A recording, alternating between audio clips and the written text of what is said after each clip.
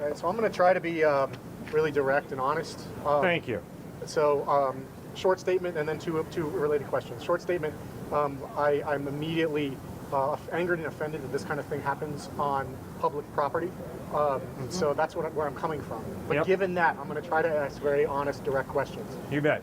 So on the Can I respond to your first statement? Yeah, of course. I think what you've just expressed is the essence of intolerance. I respect anybody's right to stand out here, be they atheist, communist, Marxist, Leninist, capitalist, agnostic, Buddhist, Hindu, Muslim, and say what they want to say.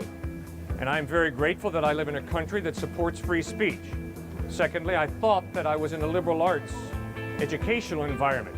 I thought that the basis of liberal arts education was the belief in the free exchange of ideas, the right to disagree with each other and then to explain respectfully why we disagree.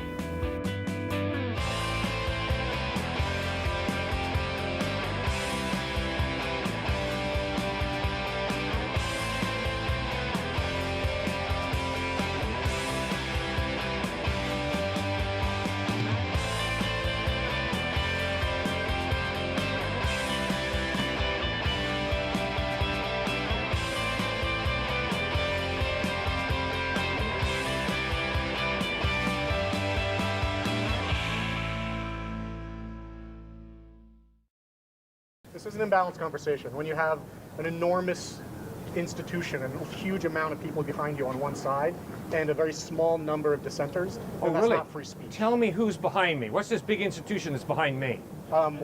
Well, the majority of people here are listening very reverently. This isn't like a two-sided debate. Sir, no one has forced you to stand here.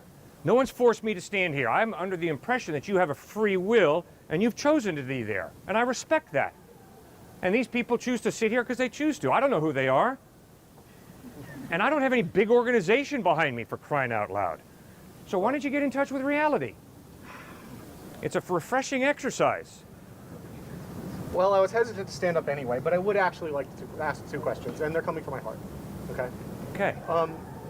As someone who has been raised outside of the church, and I just don't take the Bible as evidence, is there any way that I could be converted? Is that the only way that you can reach out to someone that doesn't have any kind of cultural upbringing, that hasn't been raised with already those doubts? How can you speak to someone who's absolutely legitimately an atheist? Please answer directly. I have many friends who are former atheists. And these people who are former atheists relax their mind. They tried to be as objective as possible and to look at the evidence that God exists. And then once they move from atheism to theism, then they relax their mind. They tried to be as objective as possible and read the Gospels, not as the Word of God, simply as accurate history, because the evidence is the Gospels give us some accurate history. And confronted by the lifestyle, teachings, death, and resurrection of Christ, they saw the evidence is Christ is reliable, and they chose to put their faith in Him. So you said that there were two steps there. The second step, once you've acknowledged that there could be some sort of all-knowing, all-powerful, all-good thing, once you've done that, that's fine. It's that first step that I'm really concerned with. So you're saying that there's actually fact-based evidence that is best explained through an existence of God. Philosophical evidence, yes, sir.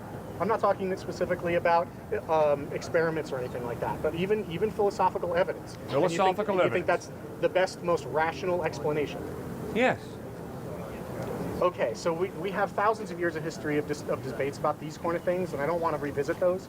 But do you have an answer for someone who's already gone through those and hasn't been convinced of the factual accuracy or of Occam's razor? I mean, if I honestly think that there are just more reliable descriptions that match the facts better, theory that just has fewer things that you have to assume that explain it just as well.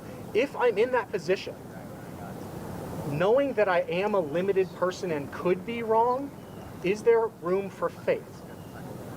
That was kind of a technical question. Would you like me to try to repeat it?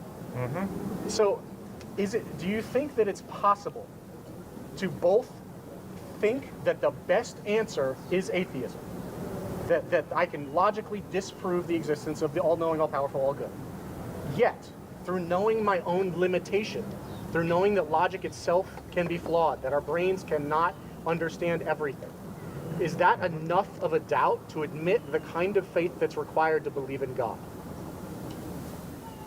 Sir, all you've got to do is look at the evidence for the reliability of Christ.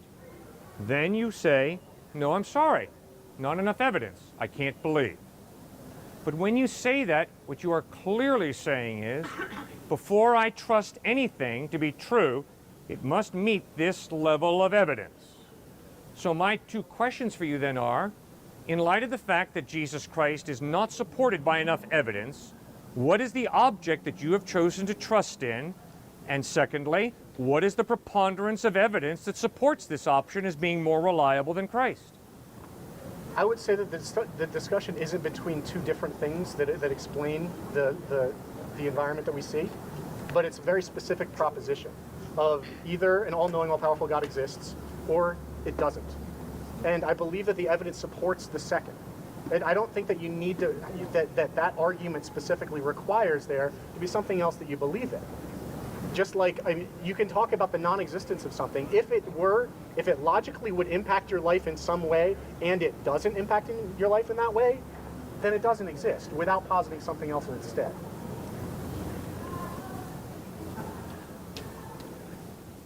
Tonight, when you put your head on your pillow, tonight when I put my head on my pillow, like it or not, you are living for something or someone. Like it or not, I'm living for someone or something. You have said the reason that you cannot believe in Christ is because of a lack of evidence. No, I said an evidence against. That's a very important difference. All right, fine. Evidence against. Okay. So what I need to challenge you to do is explain to me what or who you are living for and why. What's all the evidence that points to whatever the option is you've chosen other than Christ? What's this overwhelming evidence that has convinced you that this option is more trustworthy than Christ? Well, we're talking about two different things here, and I'm trying to answer your question. This is the only way I know how. I'm talking about whether something exists or not, and you brought in value. You brought in why are you living? What are you living for? Why are you good? Something like that. Like, what is your purpose? And the question that I was asking was very much about what exists. And if God does not exist, frankly, if nothing above me exists, that doesn't imply that I have nothing to live for. Right. Yeah, and I do definitely have things to live for that I can specifically point to that have nothing to do with whether there's a God. Right. That's right. I know that. Okay, then I don't understand why there's a connection there. For some reason, you and the two gentlemen before, I'm not sure that you guys respect language the way I do. How do you mean? I agree with those who say that language can just be a power move to assert your power. And that happens at times. But I'm convinced that if we take language seriously and if we listen to each other, we can have meaningful conversation. I thought I just said to you, tonight, when you put your head on your pillow, like it or not, you're going to have to acknowledge you're living for something or someone. Yes. Like it or not, when I put my head on my pillow tonight, I'm going to have to acknowledge I'm living for someone or something. I agree with that. We both have faith. Now, you have said to me crystal clearly that there is not enough evidence that God exists, and you didn't want to hear me go over that evidence, and I respect that. And you have also clearly said that there's not enough evidence that Jesus Christ is reliable. Fine, no problem. But when you say to me, the reason you can't believe that God exists, the reason you can't believe that Jesus Christ is the truth is because of lack of evidence, in order not to be an intellectual hypocrite, I'm asking you, what do you live for, and what's this preponderance of evidence that convinces you that this option is superior to God, to Christ? I can answer the question. I just didn't think it was relevant to the conversation. I believe in flourishing, in human flourishing, in eudaimonia. I believe that we have goodness in our lives, that there are good things to experience, good things to learn and be. I mean, there is an inherent goodness to human life that has no relationship with anything higher than humanity. And once you acknowledge that there's something higher than humanity, it belittles us. I specifically, just so I don't get off topic, that what I live for is flourishing. Who defines flourishing? I do, for myself. Fine. And the KKK defines flourishing for themselves. That's fine. It's that doesn't fine? mean they're right. And the terrorists who bombed and shot people in Paris define flourishing for themselves. Yeah, but now you're making, so you asked what I live for. You did not say, do I believe in some sort of absolute good? I did not. I asked you, how do you define flourishing? Who defines flourishing? We each define flourishing. Okay. Now, if you think about it, you're going to realize you've thought it one way, defined flourishing one way. That's fine. The terrorists have obviously defined it another way. That's fine.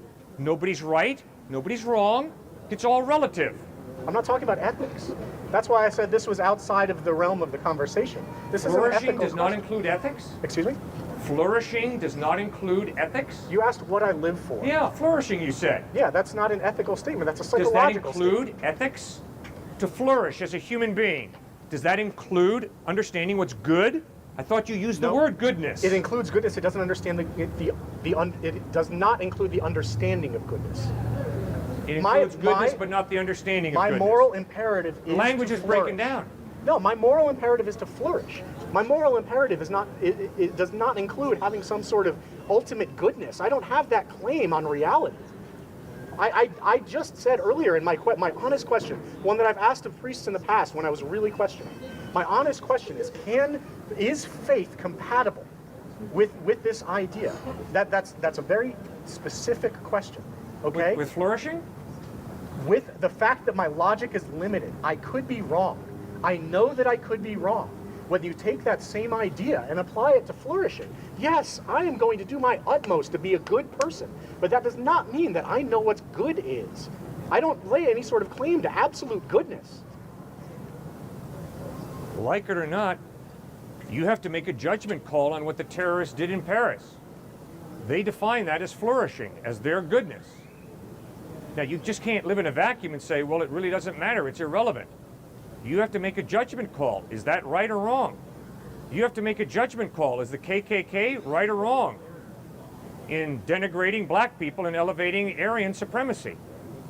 You can't just live in a vacuum and say, well, it's irrelevant. It's not irrelevant. It's real life.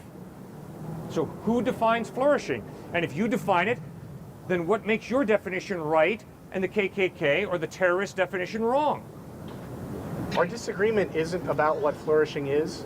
Our disagreement seems to be that you think that there has to be this objective rule, and if I'm not following that, you even specifically said it earlier, that's why I stood up.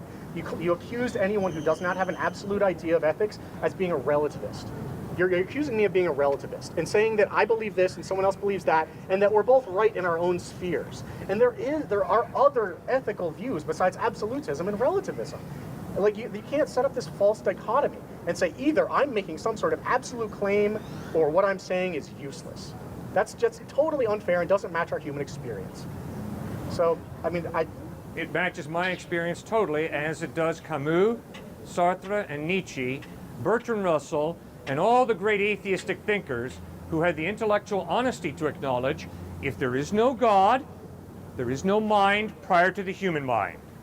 Which means it's obviously the human mind that defines justice and injustice, what it means to flourish or not flourish, what it means to live a good life or not to live a good life. It's all the creation of the human mind. It's a human fantasy. those are not My the same thing. fantasy is not superior to your fantasy. Your fantasy is not superior to my fantasy. It's all relative. And I'm saying, sir, I don't think you can live that way. I think, agree. I could be wrong, I think you live as if the terrorist attacks in Paris, France were absolutely wrong. You see, you can't say that if you're going to hold to what you believe in, which is there is no God, morality is relative. I define flourishing, I define goodness for myself. Fine. If what you say is true, if what you believe is true, then have the intellectual honesty to say the terrorists define good, flourishing life their own way. They're not wrong, I'm not right. It's all in